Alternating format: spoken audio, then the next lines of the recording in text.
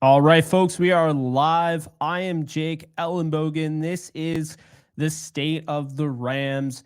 And special shout out to Bleacher Report for having me. So, this live stream today, we got some news. First off, I'll start off with the good news because there's also annoying news. But the good news is that Matthew Stafford is going to return in 2025. He's expected to return. That's great news according to Ian Rappaport. I mean, this is a guy who, has a $49.6 million cap number in 2025. So I don't feel like, moving that all around and making it work is going to hurt. I don't think the Rams are going to really feel the effects of that on their cap. He only has $4 million in guaranteed salary this year, so they're going to have to work on that. But he is returning. He is not going to retire, according to Ian Rappaport. So that's a great thing. And I think, kind of looking at just what Matthew Stafford has meant to this team, 7 playoff games that he's played in since coming over to the Rams. If they don't have the injury-ridden, disaster-filled season in 2022, who's to say they don't do what they did in 2023 and 2024? I think the big thing here for the Rams is that they want to start off strong. They started off very strong in 2021. They ended up winning the Super Bowl. That is the only season in the Stafford era with the Rams that they've started off strong. 2021, they start off very strong. They win a ton of games. And, they have that bad November, but the bad November, they win 12 games. They end up going to the Super Bowl and winning it. You look at 2022, things get off to a really rough start. The Bills lost. Yeah, they beat the Falcons, and that's great and all. But, really, they just had a lot of injuries. The offensive line had 17 different offensive line combinations. Stafford only played 9 games, all of that.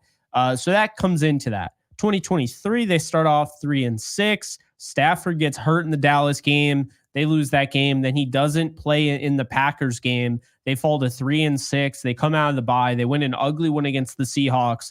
And then they just move on and they, finish very short, really, really close to moving on to the divisional round and knocking off the Lions. Then the following year, they deal with injuries again, preseason and all. And, they get off to a 1-4 start. Things are looking bleak. There's all this trade rumor potential and all this stuff. And then sure enough, the Rams turn it around and they end up winning 10 games. They win a playoff game against a 14-win team, unprecedented. They dominate the team. And then they're 14 yards away from moving on and hosting the NFC title game. So where do the Rams fit now? Well, I think the obvious thing is because the last 3 seasons they've started off slow. And 2 of the last 3 seasons, they made the playoffs starting off slow. The one year where the Rams didn't have a slow start, they won it all. And I honestly don't think that is a surprise. When you look at the coaching staff, you have Matthew Stafford, you have these contributors like Puka Nacua, Kyren Williams, defensive side. Now you can add Jared Verse to the mix, guys like that. You have to feel good about where you're at. So look, I'm not saying that the Rams are going to win the Super Bowl next year guaranteed. I need to see what they do this offseason. And that's why we're here. We're talking about the Rams offseason identity. What does that mean? What is an identity? First off, it's who you are, right? Who you're perceived to be, who you are. And to me, when you look at the identity of the Rams offense, this is an offense that really grinds out games. They're not going to win 5 to 7 play drives. They're not explosive. They grind out time of possession and they win. And that's what happens. They find a way to just, bleed the clock and they win with their defense. Right now, the Rams coming off 2024, as it stands right now, not making another move, the Rams are a defensive minded team. They're an offensive-minded team in a defensive-minded team's body. I think that's the best way to put it. So what are we looking at here? What is their identity in the offseason this year? They got almost $50 million in cap space. They now know their quarterback is going to come back, so they don't have to worry about that. They might have to worry about the future and all that, but they don't have to worry about the starting quarterback. They already mentioned Kyren Williams getting an extension. that you have Puka Nacua, who's already one of the best receivers in the league, can win in any scenario. He's among you look at just the advanced metrics at wide receiver. He's among the top in whether that's zone coverage, man coverage, horizontally breaking routes, vertically breaking routes. He's simply one of the best receivers in football. The Cooper Kupp situation will have to be figured out. Is he back? Is he not? Does he get traded? Does he get cut? Is it pre or post June 1st? That all has to be figured out as well. There are other guys that are hitting free agency as well as Tutu Atwell and Demarcus Robinson. Are either of those guys entertained to be brought back? That's another question. Tight end, nobody is hitting free agency except for Hunter Long. But, you look at Davis Allen, didn't quite have the season you were hoping for. Colby Parkinson, he had the last touchdown of the season for the Rams, but does that mean anything? Tyler Higbee caught a touchdown in both playoff games. What does it mean for these guys? I just think when you look at the Rams offense, this is the thing that needs to be overhauled if they are going to get off to a better start. The reality is they haven't been able to score points on the level they have in the past. And it's been going on for a little bit. Do you want to call them an underachiever? Probably not, because they won a Super Bowl. But in reality, when you look at the Sean McVay era, don't you think they should have more than one Super Bowl? That is the goal here, to get back to the big game and win another one. And that should always be the goal. And especially when you have Matthew Stafford, who's now 37 years old. So what does that look like? And to me, the identity this offseason is Operation Fix the Damn Offense. That's really what it comes down to. The defense isn't the issue. The defense, you still have guys that you need to bring back, guys like Bobby Brown in the interior, who's huge against the run, guys like Akello Witherspoon in the secondary, who shut down, some of the top receivers in the playoffs, right? You have to bring those guys back. Without a doubt, you got to bring those guys back. You also have to figure out linebacker. Are you going to bring back Christian Roseboom? Are you not? Michael Hoyt, who is huge on special teams, blocking 3 kicks, but also huge as a rusher and a run defender. What do you do there? So I think there's still question marks on the defense, but the defense isn't the issue.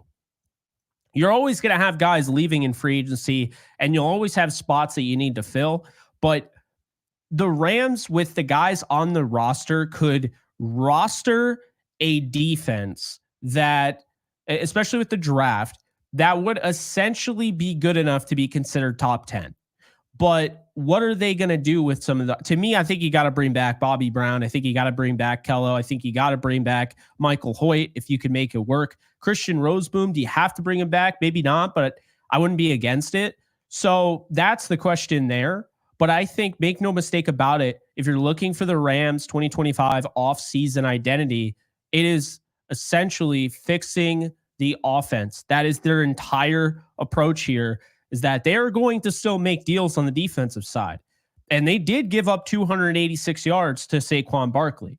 But Saquon Barkley's a unicorn, and they had done a nice job in the run defensive department before him.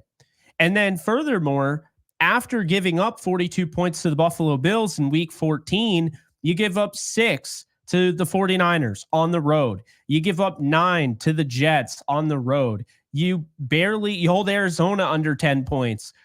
Seattle, you're playing all of your backups or most of your backups, and you still almost had a chance of beating them. Then you dominate the Minnesota Vikings. And the Eagles game, it's frustrating, but aside from those 3 explosive plays, the 2 Saquon and the 1 touchdown run by Hurts, you really dominated the Eagles defensively. Their receivers, and they're huge. I mean, you talk about A.J. Brown and Devontae Smith and what they could do for that offense, and Dallas Goedert. Those guys did nothing. They did absolutely nothing that could be considered anything that, oh man, they blew up the game. They didn't. So there's a lot of good going with the defense, but the offensive side of the ball, again, falling short offensively, 14 yards short. The defense got the stop. They forced the sack on Jalen Hurts. They forced the punt. The offense got it back, and they drove down the field, and then they fell 14 yards short. So how do you look at that? Because obviously there's a missed block, and that's true, but this has been a team that has been inefficient all year. And I think a lot of people have been saying, hey, we can fix this by adding some explosives. And in doing so, that would be going out and getting a running back. That'd be going out and getting this and that. I think that would help.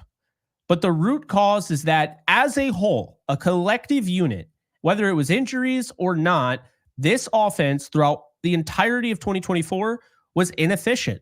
They had games like the Vikings game where they looked incredible, right? Just everything on full display. Really, really good game. Stafford balled out, all of that. Then you have the game against the Bills. They looked like a well-oiled machine on the offensive side. They only had 5 games, keep in mind, where they had a fully healthy starting 5 on the offensive line. And keep in mind, the $18 million investment in Jonah Jackson last year, he barely got a chance to play because of injuries. So what does this year look like?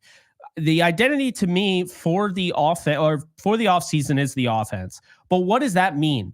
Okay, offensive identity, great.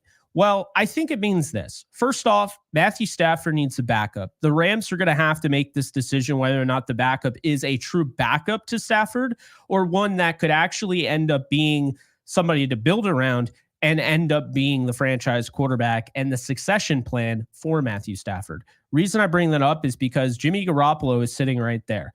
Okay, he played well in week 18 for the Rams. He's a consistent guy. He knows the offense. He has the familiarity. The coaches love him. Stafford likes him. The whole thing, right?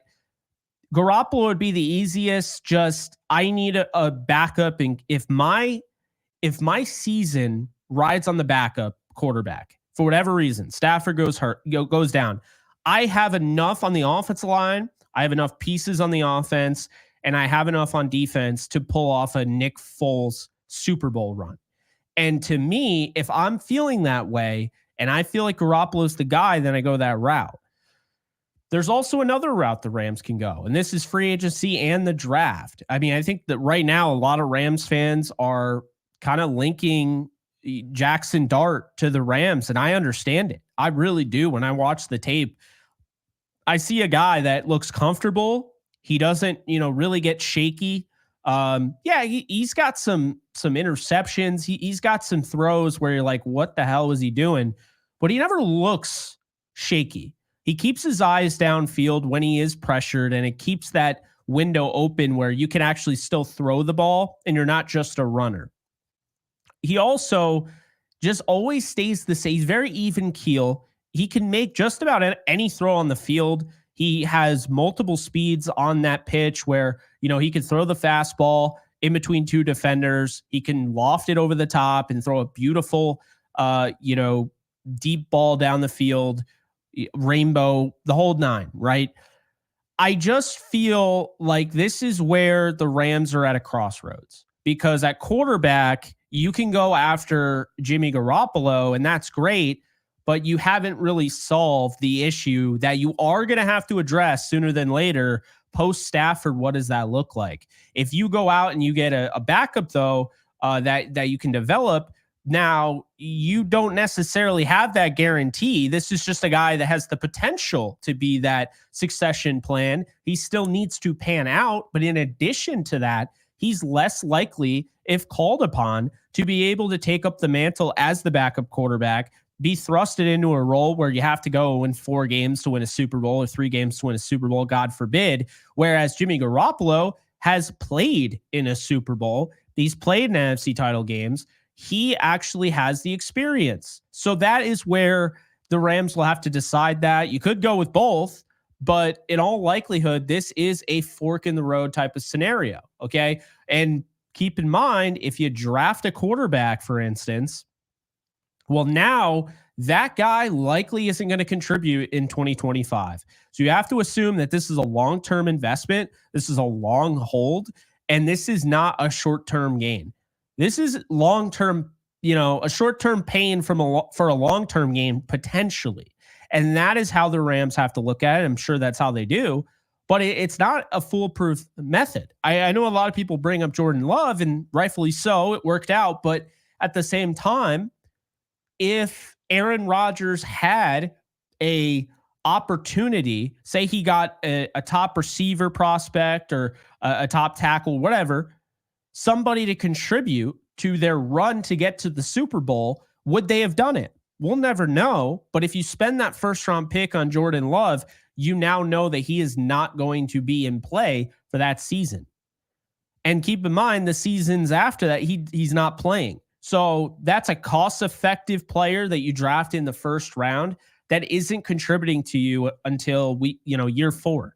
So again, that's not a simple pitch. It's not as simple as, oh yeah, work for him. Absolutely. There's some waiting there. So that to me is the biggest fork in the road as far as their identity on offense. They got to figure that out. Is that in the form of Garoppolo? Is that in the form of maybe going out and getting not Garoppolo, but a guy that has maybe more upside, hasn't been as proven, but maybe a guy like Zach Wilson, maybe a guy like Trey Lance, maybe a guy like Mac Jones or Daniel Jones, like Justin Fields. What does that look like? That is something the Rams are going to have to figure out, because Stetson Bennett is not the backup of this team. I stand by that. I don't care who likes it. I'm just telling you, Stetson Bennett has not proven anything. He has really struggled in the preseason. I am rooting for him to figure it out. I am. But I'm not confident. So with that, that's the first fork in the road. Then you have running back. There's another fork in the road, because running back, like the quarterback, there's some different things that the Rams can do this offseason. And keep in mind, I say offseason identity. I don't say off-season free agency identity or free agency identity. I say off-season because there are other ways to make your football team better. It's not just going through the draft or going through free agency. You can also trade. And so I look at running back as a specific point here, because you have Kyren Williams. In all likelihood, he is going to be the starter next year and should be. And they're looking at potentially extending him. But what happens after him? Because we've all complained that, Blake Corum is too much like Kyren. That is why they drafted him. They drafted him because he's like Kyren Williams. And it wasn't necessarily to replace Kyren Williams. It was because they went through an entire year of 2023 where if Kyren Williams wasn't on the field, the offense just didn't work. But when Kyren Williams was on the field, the offense was immensely better. In 2024, however, a lot of injuries. Kyren stayed healthy the whole year. So now that went out the window because he ended up staying healthy. And you drafted Blake Corum to do kind of the things that he can when he's off the field. But Kyren stayed healthy the whole year. And he still ended up with the most touches that the Rams have had, the fourth most touches the Rams have had in their history. If you include the playoffs, Kyren Williams touched the ball more than any Rams running back and any Rams player since Eric Dickerson. So think about that. So that was not the goal when they spent that high pick on Blake Corum. But what does this look like? They've done this before. Joe Nopum was a 3rd round pick. Bobby Evans was a 3rd round pick. They have drafted 3rd rounders that haven't really ended up being the guy. Terrell Lewis is another one. It's not out of the realm of possibility that Blake Corum wasn't drafted to be the starter. He may never become the starter. But this is the fork in the road here. Okay. Are you going to be okay with Blake Corum and Kyren Williams, or are you going to go and get somebody else? And that might not be essentially the fork in the road where it's the end of Blake Corum. It doesn't have to be, but maybe it does, revolve around the idea of going out and trading for a Travis Etienne or trading for a Rachaad White, somebody that can help you and open up your passing game a little bit more. Maybe it's drafting one of these running backs in a pretty heavy running back class, right? So that's the thing, is that the Rams need to figure that out. They need to go out and get a guy that's more explosive and a guy that has an archetype that's not currently on this team. Then you have wide receiver. We talk about the tough decisions, Cooper Kupp, all of that. What do they do at wide receiver? They got 3 wide receivers that are going to likely hit free agency or one of them be traded. Okay. You have 3 wide receivers that are likely not going to be on this team. Tutu Atwell, Cooper Kupp, and DeMarcus Robinson. Now, let me first start off by saying Tutu Atwell, if they actually utilized him, I would love him back. But as a fan of Atwell, a fan of the game, I would just rather see him go and get playing time. I don't want the Rams to pay Tutu Atwell to sit there and barely be a part of the offense yet again, and have somebody go down, have him go for 90 yards on 5 catches for a touchdown. And then here's Sean McVey after the game say, man, I need to do a better job of getting Tutu Atwell more involved. And then the rest of the year, he doesn't do it. I don't need to hear that again. I don't need to go through the motions. I've already heard it too many times. I've seen it too many times. Let Atwell go and find a role somewhere else, because clearly he's not getting the role here. And you know what? It is what it is. I'm annoyed by it, but that's just the way it works out sometimes. Sometimes guys get forgotten, and Atwell's just one of those guys. Is his stature? I don't know, but he does get forgotten. So this year, wide receiver, Puka Nacua and Jordan Whittington. I would put Puka Nacua in ink. He is going to be the starter, but I would pencil Jordan Whittington in as the starter. And I think they add at least one more guy. They're going to have to add more, right? Because if you move on from Kupp and you move on from Atwell and you move on from D-Rob, those are 3 guys. So you have to actually replace them. So with that said, I think Cooper Kupp is going to get traded, and I think he'll likely get traded to the Chiefs, where he was rumored to go in the first place. He will likely replace DeAndre Hopkins, who's getting up there in age. And I think right now I'd rather have him over Hopkins. And I think he'd be good with Mahomes. So, is Kupp losing it? I mean, he's not the same player, but he still can beat you vertically, and Mahomes really likes to push the ball down the field. I think it'd be a really nice fit. The Rams probably wouldn't get much for it. The entire purpose of trading away Cooper Kupp is for cap space and what it provides. Instead of, eating $22 million in dead money or whatever, and only saving $7 million in cap space, now you're saving maybe $12 million in cap space, or whatever that looks like. So there is an actual reason why they would do that. I think they do. So that leaves just Puka Nacua and Jordan Whittington, and then of course you have some other guys on the practice squad, and of course Xavier Smith. But realistically, at wide receiver, what does this look like? Well, you have guys in free agency that are intriguing, like a Chris Godwin, like T. Higgins. Joshua Palmer is my big sleeper there. But what do they do? I mean, you also have Marquise Brown. I swear to God, if they go and they pay Marquise Brown after having Tutu Atwell sit and just wither away, I don't know what I'll do. But anyway, point being here, there are ways to get better. I think the best fit, if I'm being honest with you, and it doesn't have anything to do with production, just tape, to me, Joshua Palmer is the best fit. He's still young. He's a guy that can test the field. He can test the defense down the field. He can really stretch him out. He can make those contested catches. He's a good blocker. He just is a fantastic route runner. I think Joshua Palmer, Puka Nacua, and Jordan Whittington would be totally acceptable. I know a lot of people wouldn't accept that, but I absolutely would. I think those 3 would be a great tandem. Then you look in the draft. What does that look like? There are definitely some draft guys that you can go out. The Ohio State kid you can get in the first round, maybe move down the second round, whatever. But I think that's something that they need to figure out, because the wide receiver room is going to look immensely different next year. And think about this. The wide receiver rooms over the course of time for the Rams. So let's say 2017, when the Rams were one of the top offenses in the league, they were the 3rd seed in the NFC. They won the NFC West. They went 11-5. What did that offense look like? Well, the wide receiver room was as followed. Robert Woods on an $8 million a year deal. Then you had Cooper Kupp, a 3rd round pick, rookie out of Eastern Washington. You had Sammy Watkins, who came over from Buffalo, just like Robert Woods, via trade, EJ Gaines and a 2nd round pick. And you also had Josh Reynolds, right? You also had Mike Thomas as well. So Mike Thomas from the year prior. So Josh Reynolds was your 4th guy. And he was utilized a little bit. He got utilized more and more as time went on, but he was your 4th guy. So you look at that wide receiver room, and is that better than maybe this past year? I would say it is. You talk about young, arriving Robert Woods was held back in Buffalo. Sammy Watkins, Cooper Kupp, and Josh Reynolds. That was very good. 2018, Rams have a chance. Do they want to bring back Sammy Watkins, impending free agent? No, they decide not to. He goes to the Kansas City Chiefs, and the Rams decide to go after and trade their number one, their first round pick for Brandon Cooks. Cooks adds this dynamic that they just don't have. Losing Sammy Watkins, who was their deep threat, now they don't have that field stretcher. So insert Brandon Cooks in 2018. They go to the Super Bowl.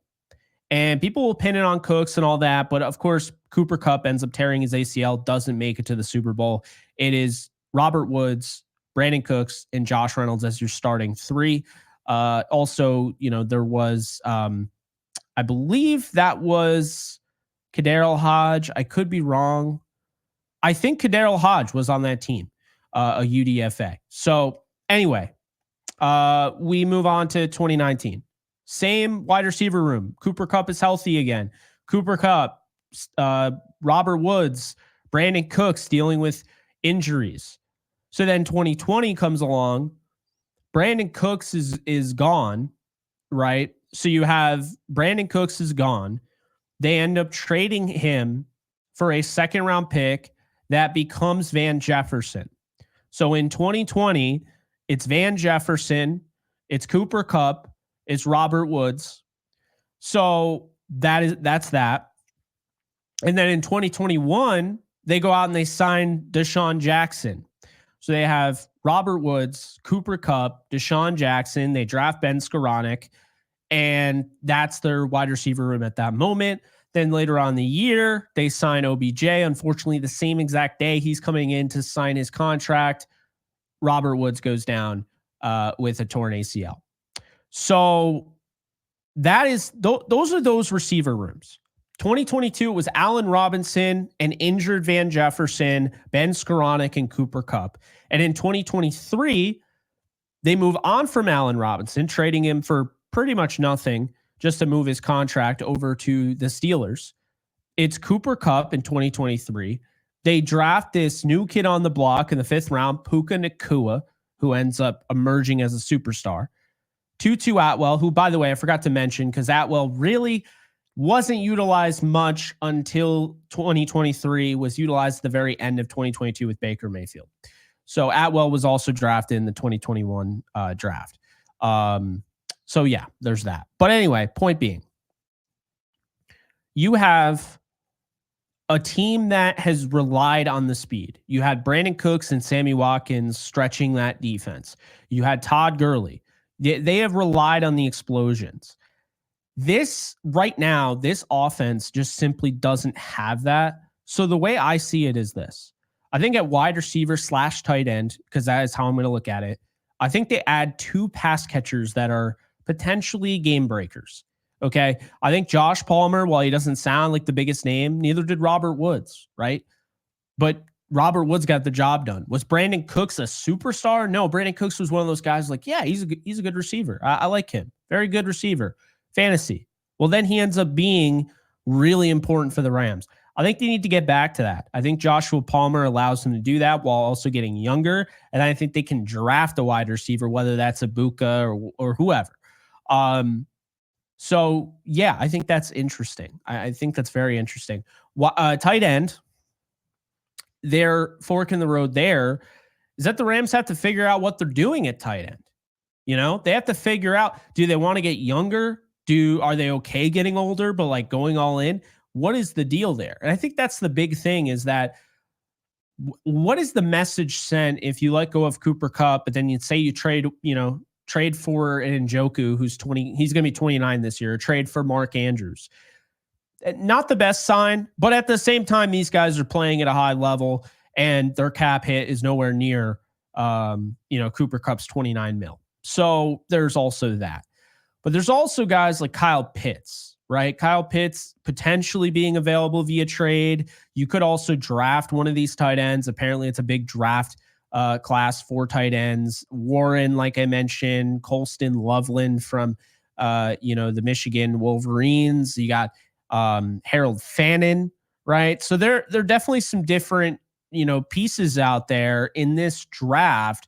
And so I think really the Rams, their focus this offseason is to get more explosive. I think they want, while they like grinding out, they want to grind out, these possessions and they like controlling the clock, you got to imagine Sean McVay wants to go back to what they did in 2021. You have to imagine Sean McVay wants to go back to starting off seasons on a high note. They just haven't done that. So I think that's really what it comes down to. Ram 1843, you don't think Cooper Kupp has any chance of just restructuring with the Rams? A restructure isn't going to, it's not going to save enough. And keep in mind, a restructure also kicks the can down the road. So if you think he's not really worth $29 million now, wait until he's worth, he's 36 or 37 million against the cap next year. That's why they won't restructure. I think this would have to be, they'd have to agree to tear up the deal and do another one. I don't think Kupp's going to be willing to do that. I think they end up trading him away. And I do think they're going to draft a receiver. It might not be super high. It might be super high. But if they don't draft a tight end, if they don't sign or draft a big-time tight end or a big-time receiver, I'll be surprised. I really will. Because I think the thing here, and again, I can't stress enough, the entire mission here should be, hey, how do we go back to being the Rams that don't start seasons 1 and 4, that don't start seasons 3 and 6, that don't have 5 and 12 seasons, okay? And I understand injuries had a lot to do with that. Absolutely. They've been lucky with injuries. But when you go back and you look in 2017, the Rams started off going into the bye at 5 and 2. Their best record, you could argue, their best record was 9 and 3. Okay. They were 9 and 3 going into December 10th against the Philadelphia Eagles. Then in 2018, they start off the season 8 and 0. They literally go 11 and 1 going into week 14. And then 2019, this team starts off 5 and 3 going in the bye, and they end up coming out 9 and 7 and might have actually made the playoffs in the 17 format. This was the last year of the 16 playoff format. In 2020, they start off 5 and 3. They get to 7 and 3, and then they drop a game. They're 8 and 4. They get to 9 and 4. They drop 2. They win the last one, and they secure a playoff spot at 10 and 6. And they win a playoff game against the Seattle Seahawks and lose to the Green Bay Packers in the divisional round. In 2021, this team gets their loss out of the way, really uncharacteristic, after beating Tom Brady and the Super Bowl defending Tampa Bay Buccaneers by 10. They end up losing to Arizona in just a wild 37-20 game that just doesn't really make a lot of sense. So now they go 3 and 1. They end up going 7 and 1. They win the next 4 games. So this is a team that goes 7 and 1. And then they come off that Houston game and they lose to Tennessee in November. They lose to San Francisco. They have the bye, and then they come back just in time to lose their last game of the year until January 9th. They lose to Green Bay. They lose their final game of the season, being 12 and 4. They lose in overtime to the San Francisco 49ers. That unfortunately ends up costing them, I believe, the 3rd seed they were playing for. Doesn't matter. They end up winning it all. But you see here how many Sean McVay teams start off bad.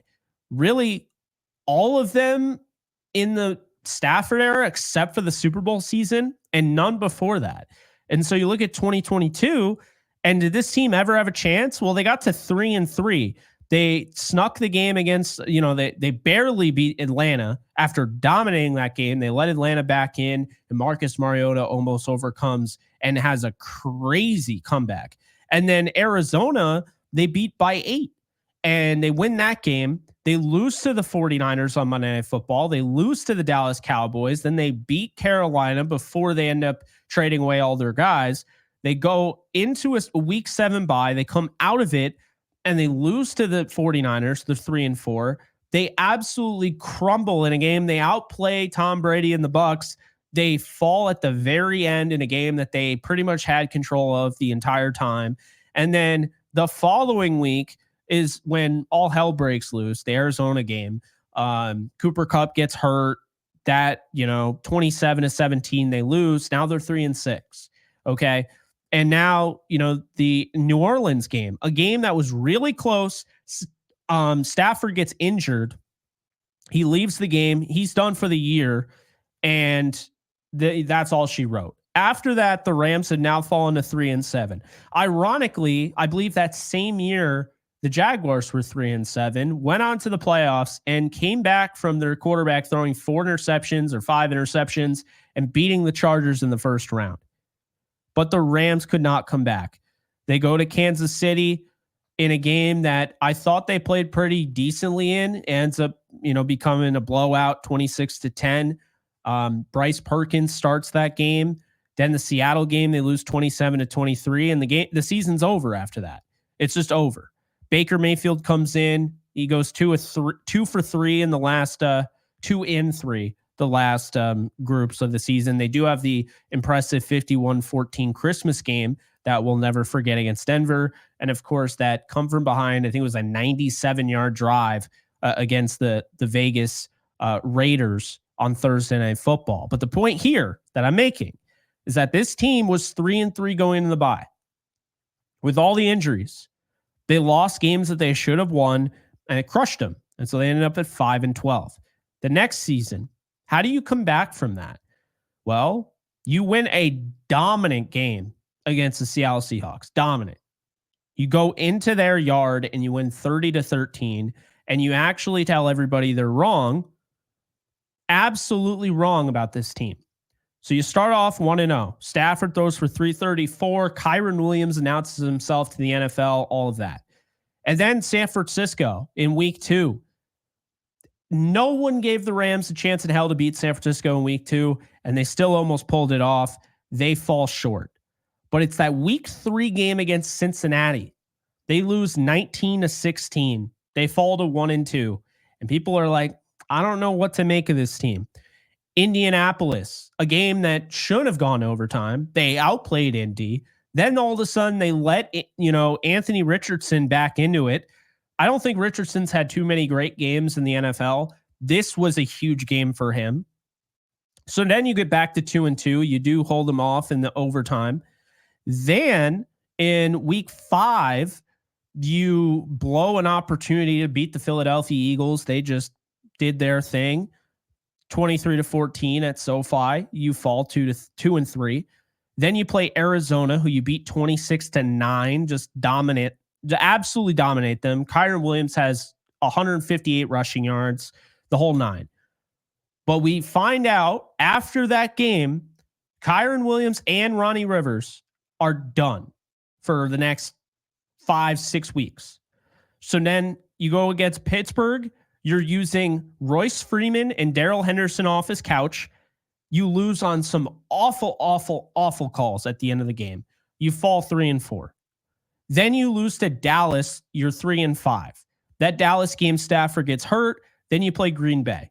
Green Bay beats you because you're playing Brett Rippon, who never should have been starting. You go into the bye. The Rams go into the bye at 3-6. So again, we're talking about slow starts. We know what they did, 10-7, should have won against the Lions in the playoffs. Aware of that. But this can't happen. So that, to me, embodies what this entire point of the live stream is, this video is the fact that, look, this team needs to find a way to not start slow. They've started too slow. The way the defense is playing, it doesn't feel like they have to do too much to figure out that offense. They can add 5-6 more points in their average score per game. They're going to be in great shape. I mean, think about this. Really think about this. This team was barely giving up. I mean, the last bunch of games that mattered until the Eagles game, they weren't even giving up 10 points. This defense, right? The offense was averaging 21.6 points per game. So let's just say they go up to 25 points per game. Let's just say that. The average is 25 points per game.